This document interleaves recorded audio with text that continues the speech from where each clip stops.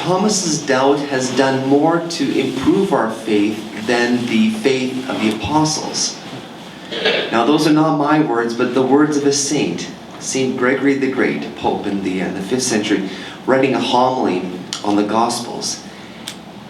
And so something about Thomas's doubt actually, in fact, strengthens our faith, because faith leads ultimately to relationship, ultimately to God.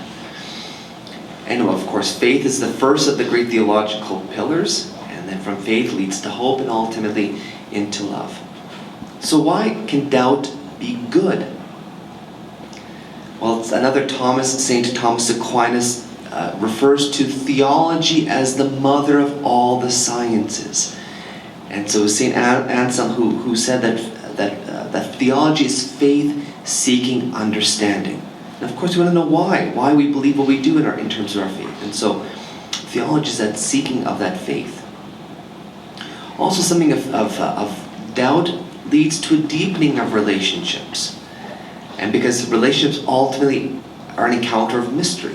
For instance, we don't know one another truly. Each person is a unique mystery.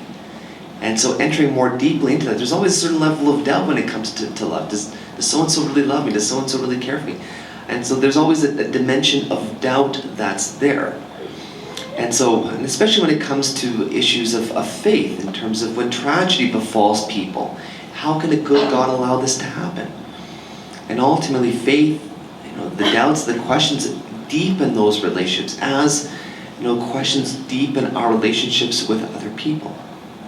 So doubt helps us in terms of understanding our faith theology, deepens our relationships, and doubt ultimately leads people to encourage one another in this gift of faith. If faith ultimately leads to love, and love is entering into relationships, well, we need one another to support each one of us on this call to journey. And here the apostles are a perfect example. They've encountered the Lord, and Thomas is not among them on Easter Sunday. And so they in turn share that faith with Thomas and encourage him, hey, go and see what's going on.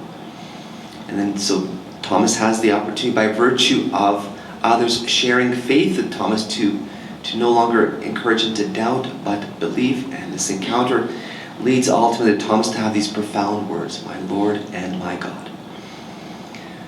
Now, wouldn't it be nice to be 2,000 years ago with our Lord tangibly?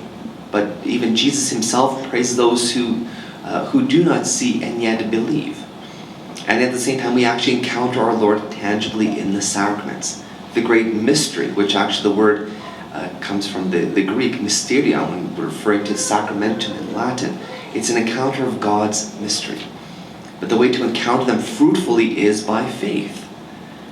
That we don't necessarily see our Lord, but we truly believe and almost encounter him tangibly, that all the sacraments are an encounter of the resurrected Lord, to then nurture us to share this faith with others. And so in Romans chapter 10, Paul has a remarkable dimension of leading others to faith. As he says in Romans chapter 10, everyone who calls on the name of the Lord will be saved.